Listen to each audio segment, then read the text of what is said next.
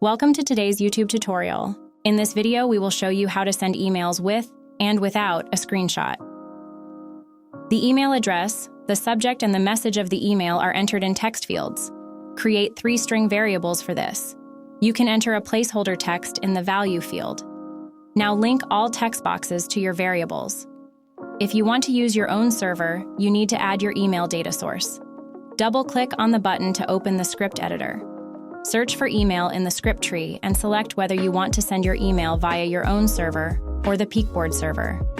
You can also choose whether you want to send your email with or without a screenshot. Search for your variables and put them in the right place in the script.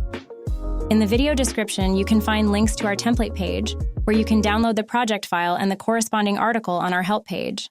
Thank you for watching.